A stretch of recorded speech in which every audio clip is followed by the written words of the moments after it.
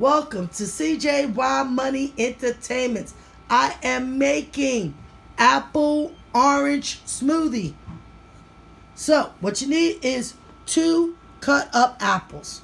I got red apples. I got some vanilla extract. I'm only going to use a teaspoon. And then you see my ginger. I always use a dash of ginger. And just a little bit of cinnamon. You don't want very much. The cinnamon is definitely optional in this. No milk, people, no yogurt. We are using orange juice. And this is freshly squeezed orange juice. That's why you see the pulp at the top.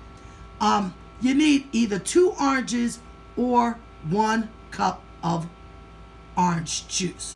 Now, if you notice, I'm going to add a little bit of this at a time with the orange juice. You want to make sure that apples is totally thickness because the thickness is coming from here. So let's get to it. Okay, I'm gonna add some apples.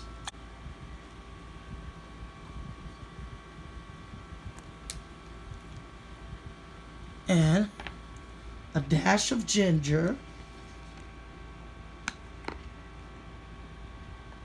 Hit it with the ginger.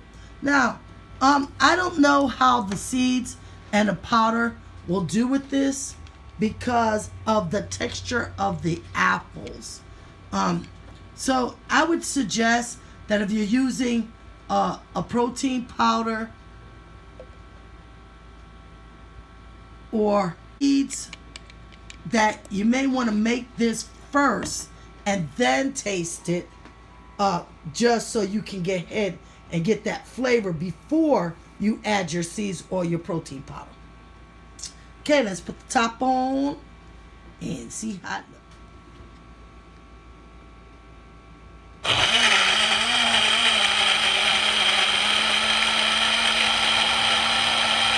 A couple of times, just so you know that apple is all in there really well. I added my cinnamon, just a dash of that, and if you see the texture of the apple being mixed in, and then I'm going to turn it on and mix it really good. Perfect. Hit me up in the comments. Have you ever tried Apple Orange Smoothie? No milk, no yogurt, just OJ and apple. Yummy, yummy for my tummy. Remember, it tastes better if you put it in the freezer for at least a half an hour, just so it can get nice and chunky and cool.